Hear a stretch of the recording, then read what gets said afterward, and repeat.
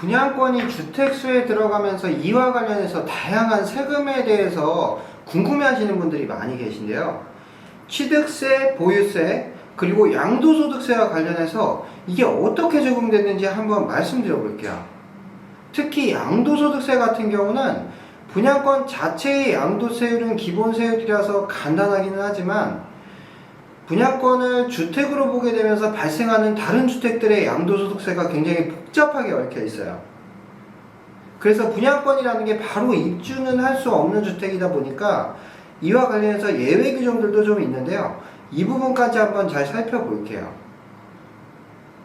2021년도 1월 1일부터는 분양권이 주택수에 들어가는 것으로 법률이 개정이 됐어요. 근데 사실은 분양권은 주택이 아니에요. 나중에 공사가 다 진행이 돼서 준공이 되면 아파트에 입주할 수 있는 권리라고 볼 수가 있어요. 그래서 아파트 분양권이라는 거는 현재 공사 진행 중에 있고 앞으로 준공될 예정인 아파트 단지에 향후에 입주할 수 있는 권리이기 때문에 엄밀히 말하면 그냥 아파트에 입주할 수 있는 권리를 말하는 거고 실제로는 주택이라고 보기는 좀 어려워요. 지난 몇 년 동안 주택가격이 가파르게 상승하면서 정부에서는 주택투자 심리를 억제하기 위해서 분양권을 주택으로 보는 법률 개정이 이루어졌어요. 그래서 분양권이 주택이긴 한데 입주할 수는 없는 그런 상황에 있는 거죠.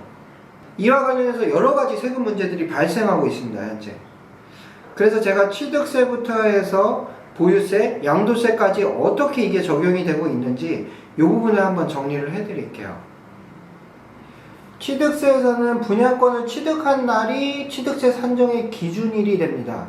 만약에 어떤 아파트 분양권을 24년 1월 1일에 분양 계약을 체결하고 3년 뒤에 이제 27년 1월 1일에 입주를 한다고 한번 쳐볼게요.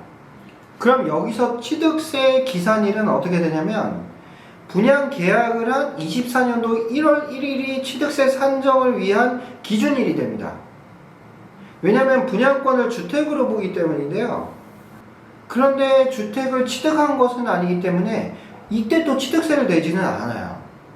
그럼 취득세는 언제 내냐면 이 분양권에 잔금을 하는 날 그때 가서 납부를 하게 되니까 27년 1월 1일에 취득세를 내는 거예요. 그러니까 분양권은 주택은 아닌데 주택으로 봐야 되니까 분양권을 취득한 시기를 취득세 산정의 기준일이 된 거고 취득세 납부의 기준일은 또 분양권이 주택이 된 잔금 납부일이 기준이 되게 된 거예요. 이게 상당히 좀 이상하기는 하지만 법이 그렇게 돼 있어요, 현재. 그리고 또 분양권을 전매나 증여로 이렇게 승계 취득하게 될 경우에는 취득 시기는 계약서상 잔금일이나 명의 변경일을 기준으로 한다는 점도 참고하셔야 돼요. 분양권이 주택수에 들어간다고 해서 재산세나 종합부동산세에 포함되는지에 대해서 궁금해하시는 분들도 좀 계신데요. 재산세나 종합부동산세와 같은 보유세에서는 분양권은 또 주택에 포함하지 않습니다. 그래서 분양권의 재산세가 언제 발생을 하냐면 그 아파트 단지의 준공일을 기준으로 해서 재산세가 이제 나오게 된다고 생각을 하시면 돼요. 그 다음으로 이제 가장 헷갈리고 세금이 크게 나올 수도 있는 양도세에 대해서 한번 말씀드릴게요. 양도소득세 산정에서도 기본적으로 분양권의 취득 시기는 최초의 계약자의 경우에는 분양권 계약서 작성일 그리고 분양권 전매로 승계 취득한 경우에는 그 전매 취득의 잔금 지급일이나 명의 변경일이 이 분양권 취득 시기가 됩니다. 분양권의 양도세는 굉장히 단순한데요. 1년 미만의 경우에는 70%가 적용이 되고 1년 이상은 그냥 70% 적용된다고 보시면 돼요. 그런데 분양권은 실제로 입주할 수는 없는 상태의 집인데 다른 주택을 가지고 있을 때 그때에도 주택수로 본다는 점에서 양도소득세가 중과가 발생하는지 여부가 좀 문제가 돼요. 예를 들어서 주택을 한 채를 가지고 있는데 분양권을 여기서 취득을 하게 되면 당장 입주할 수 없는 상태라고 하더라도 2주택자가 돼버리니까 기존 주택을 처분할 때도 2주택자로 양도세가 나올 수 있겠죠.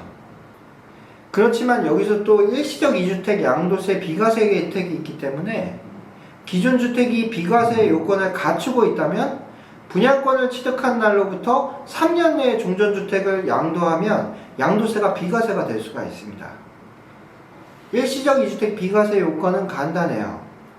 기존의 주택을 취득한 날로부터 1년이 경과해서 다른 주택을 취득하고 3년 내에 종전주택을 처분하게 되면 비과세가 돼요. 그러니까 분양권을 취득한 날로부터 3년 내에 처분을 하면 되는 거죠. 그런데 만약에 공사기간이 3년이 넘어가는 아파트 단지면 어떻게 될까요? 들어갈 집도 없는데 기존 집을 처분해야 되는 안타까운 상황이 발생할 수도 있겠죠. 그래서 이거와 관련해서 예외 규정이 있어요. 신규 취득한 주택이 조합원 입주권이나 분양권인 경우에는 그 분양권이 입주가 가능한 날로부터 3년 내에 입주를 하고 세대원 전원이 전입해서 1년 이상 거주했을 경우에는 종전주택을 입주 가능일로부터 3년 내에 처분하더라도 일시적 2주택 비과세 특례가 적용이 됩니다. 그런데 만약에 이미 2주택자인 사람이 분양권을 취득하면 어떤 일이 생기는지 말씀드려 볼게요. 우선 2주택자의 분양권을 취득하면서 3주택자가 됐으니까 나중에 입주하는 아파트의 취득세가 8%가 나오게 돼요. 그리고 종전주택은 일시적 2주택 비과세도 못 받게 되겠죠. 그래서 무조건 양도세를 납부해야 되는 상황이 발생을 해요. 거기다가 조정대상 지역 같은 경우는 양도세의 중과 여부를 판단할 때 또 분양권도 주택수에 포함이 되기 때문에 기존 주택 중에 처분하는 주택에 중과세율이 적용될 수가 있기 때문에 예전처럼 쉽게 분양권을 막 취득하고 이러기는 어려워졌다고 봐야겠죠. 그리고 분양권을 주택수에 포함하면서 아파트 청약에서도 분양권이 주택수에 들어가게 돼요. 그래서 무주택자 같은 경우는 가점 혜택을 받을 수가 없고 대출 관련 규제에 있어서도 주택수를 따지는 경우가 있는데 이때 분양권도 주택수에 들어간다는 점 참고하시기 바랍니다. 다음.